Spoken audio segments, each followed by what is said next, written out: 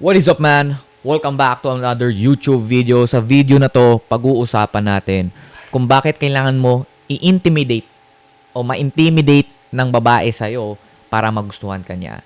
So, why women only love men who make them feel not good enough.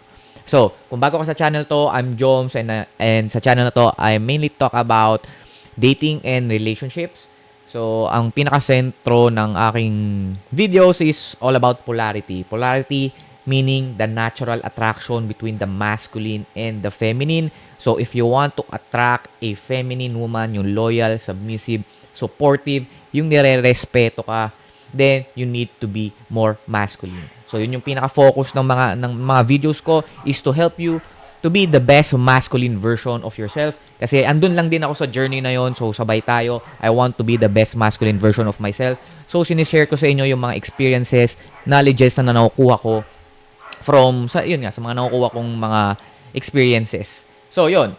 So, balik tayo sa video. Kung hindi na-intimidate sa'yo yung babae, hindi kanya magugustuhan. That's the hard truth. Because female nature, okay? Female nature, yung programming nila, requires a man to maintain psychological leverage and perceived superiority in a relationship. Kailangan makita kanya as someone that above her. Okay? Na mas superior kesa sa kanya. So, kung gusto mo makatanggap ng true love, ng admiration, at respeto ng babae, you need to frame yourself as someone na mas higher value sa kanya, na mas mataas sa kanya kasi hindi siya mai-intimidate sa iyo kung para kang alipin. Okay? Na mas mababa ka kaysa sa kanya. Okay? Hindi kanya irerespeto kung nakikita kanya as someone who is below her. So, one of the things na pwede mong gawin is to make her feel that she is not good enough for you. Okay? Yun yung isa sa pwede mong gawin in order for you to signal that you are above her. Na kailangan mapafeel mo sa kanya na hindi siya good enough para sa'yo. So, hindi mo magagawa yon if you are giving her your full approval, certainty, at validation.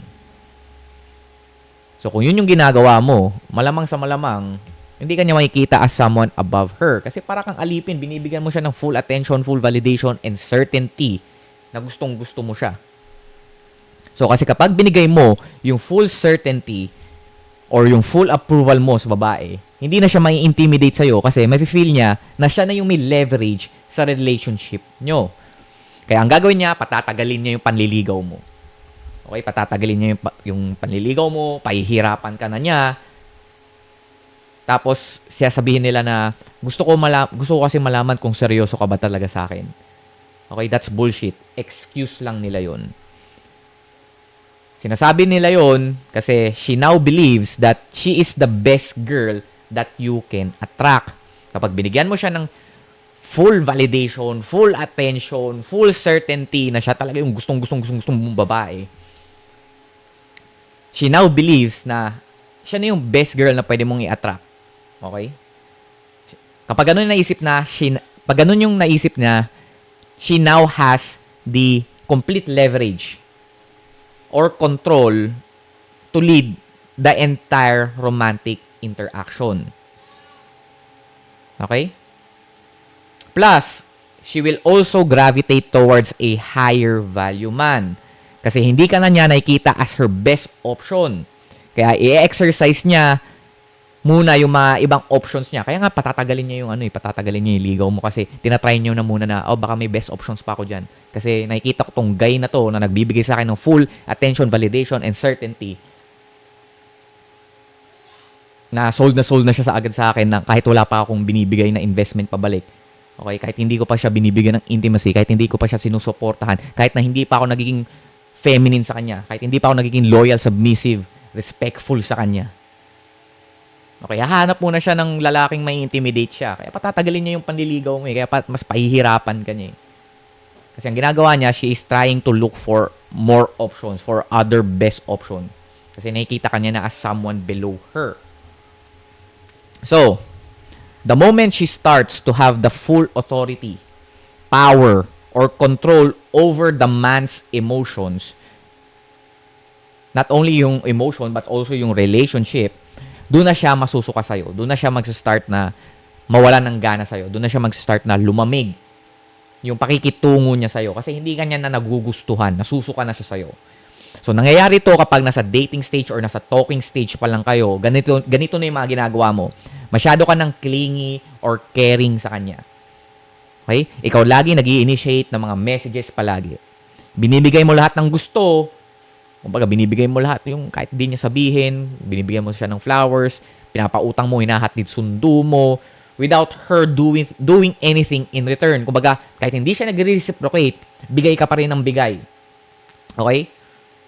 Next is yung sinasabi mo palagi na gustong-gusto mo talaga siya, na ang ganda-ganda niya palagi. Yung, alam mo yun, binibigyan mo siya lagi ng full validation and full certainty na sold ka na sa kanya kahit wala pa siyang binibigay sa'yo. Kahit hindi pa siya naging feminine sa'yo, kahit hindi pa siya nagsasubmit sa'yo. Tapos may kasama pa, sinasabi mo pa ng ako na yung pinakaswerteng lalaki sa mundo kapag naging girlfriend kita. Yung mga ganun, yung mga teleserye script bullshit na naririnig nyo lang sa mga OPM songs tapos tinatry nyo i-apply sa real world in which hindi naman gagana yun sa totoong buhay, sa reality. Sa fantasy lang gumagana yun sa mga teleserye, sa mga movies lang yung mga yun. So, yan yung itsura kapag nagbibigay ka ng full validation and certainty sa babae. At yan yung pinakaayaw ng babae. Okay, yan yung pinakaayaw nila. Because her biology senses weakness, neediness, and predictability. Okay? Neediness, weakness, predictability are the most unattractive traits ng isang lalaki. Kasi, again, it does not signal strength. And women are looking for signs of strength. Yun yung mga nagugustuhan nila. If you look and behave strong, the moment you behave weak, needy, and predictable, doon sila mag-start matuyo sa'yo. Hindi ka na nila magugustuhan. Kasi may interpret nila yon as signals na hindi ikaw ang best option for her survival and procreation or pleasure. Okay? Kaya gusto nila ng lalaking nagsisignal ng strength. Kasi he will make her feel secured, safe. Okay? Doon lang sila bubukaka for their procreation, for the procreation and for pleasure. Yun lang yung mga lalaking bibigyan nila ng access, okay, sa legs nila. So, ang pinaka-root cause nito ay yung tinatawag nating hypergamy. So, mas laliman pa natin ng onte. So, ang pinaka-root cause nito ay yung tinatawag nating hypergamy. Sa mga hindi nakakaalam ng word na hypergamy, hypergamy is defined as women wanting what they cannot have or what they do not have access to. That's why women always want to date up. Okay? Gusto nila ng lalaki na mas mataas sa kanila, na mas above kaysa sa kanila. Yung king. Okay? Ayaw nila ng alipin. Ito sila, queen. Gusto nila yung king. Ayaw nila ng alipin.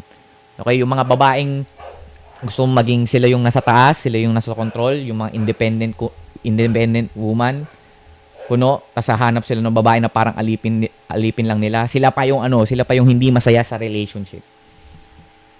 Okay, sila pa yung naloloko, ewan kung kasi they're trying to control. Alam mo yun? So, pinakagusto talaga nila is lalaking yung king, yung nasa pedestal. Alright? So, para mas-satisfy mo yung hypergamy, kailangan mas-signal mo na mas high value ka kaysa sa kanya. Okay? Ayoko na masyadong ginagamit yung term na high value, pero in order for you to para mas maintindihan mo maigi. Okay, gamitin natin yung word na yun. So, kailangan mo ng mas high value ka kaysa sa kanya. Kailangan ma-feel niya na mas mataas ka kaysa sa kanya. Okay? Again, she wants to feel that you are above her. Okay? If she feels that you are better than her, she will look up to you at mai-intimidate siya sa'yo, making her feel that she is not good enough for you. Kaya para makuha mo yung love, respect, admiration ng isang feminine na babae, she needs to feel that she is not good enough for you. Kailangan ma-feel niya na mas higher value ka kaysa sa kanya.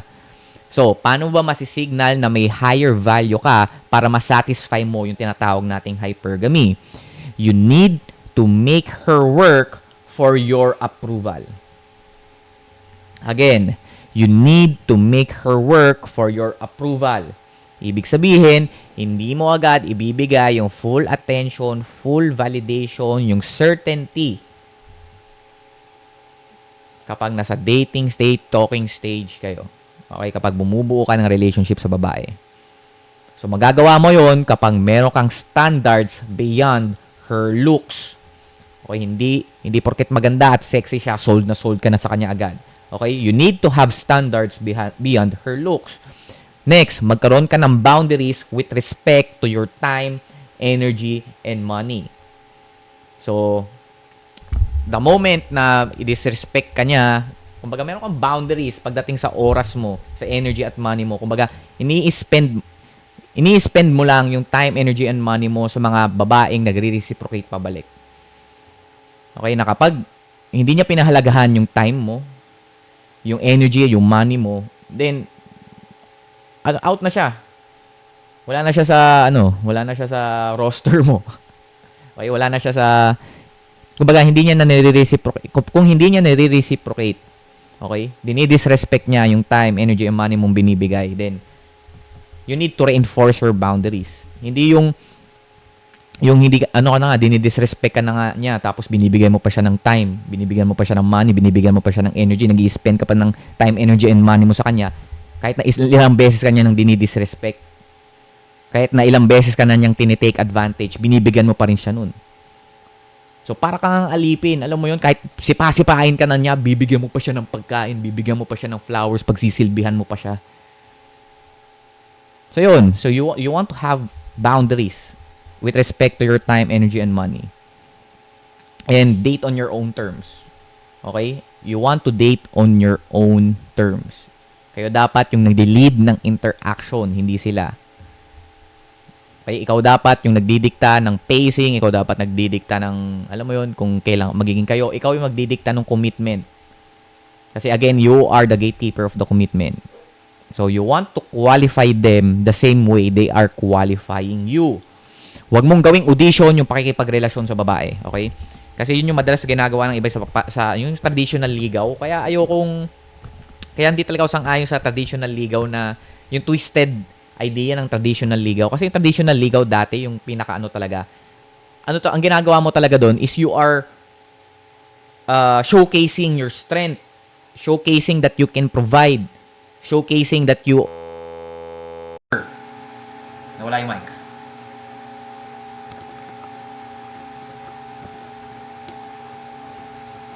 Ayan, nawala. Ano na ulit?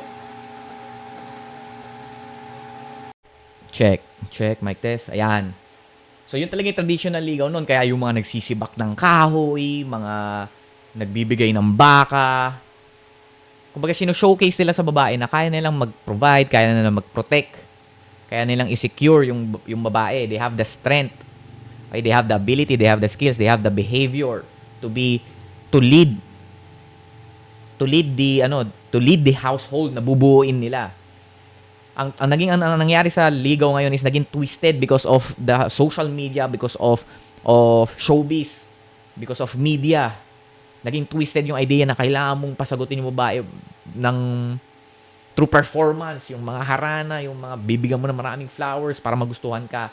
Yung mga twisted idea ng traditional ligaw. Kaya hindi ako doon eh. Hindi ako sang-ayon sa performative na ligaw. Kasi, yun nga, napaka-performative na parang nag-audition ka para sa babae. Again, you want to qualify them. Humanap ka ng babaeng imumultiply positively yung current lifestyle mo ngayon, yung willing mag-submit sa lead mo. Okay, na kung positive yung buhay mo ngayon, again, dahil nga meron kang boundaries with your time, energy, and money, you want to protect your own world. Yung kingdom na binubuo mo. So, magpapapasok ka lang ng babae na imumultiply o mas pagagandahin, mas padadaliin yung buhay mo inside your own kingdom. So, yung manap ka ng babae na positively imumultiply yung current lifestyle mo ngayon at hindi sapat ang looks lang para doon. Okay? You want to date women to know their nature, to know their behavior, their characteristics, to know their green flags, their red flags. So, wag kang completely sold agad sa babae dahil maganda siya or sexy siya o binigyan ka niya ng kakarampot na attention at validation.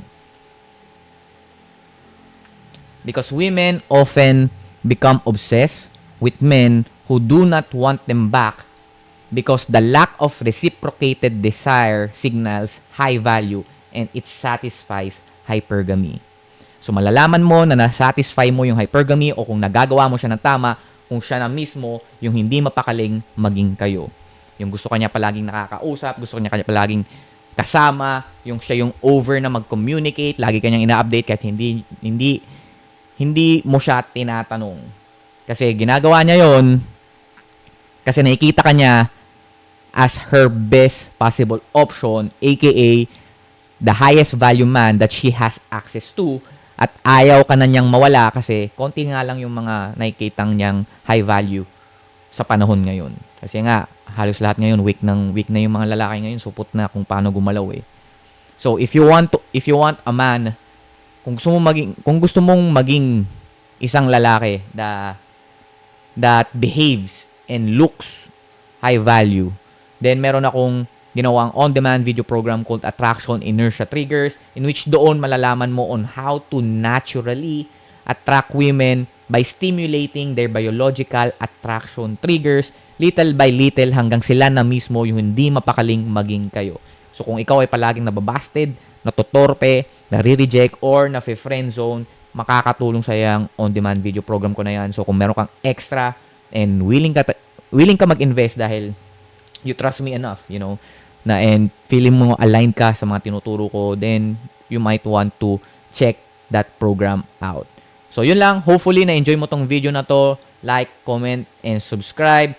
Kung gusto mo pang manood ng iba pang video ko about dating and relationship or anything about men's personal development, eto, meron ditong sinuggest si YouTube. Ibig sabihin, ginamit niya dyan yung algorithm niya to know kung ano yung mga videos na makakatulong sa'yo based sa mga pinapanood mo before or based sa mga history na pinapanood mong videos. So, click mo lang yan, panoorin mo, for sure makakatulong din sa yan. And I'll see you on the next one. Let's go!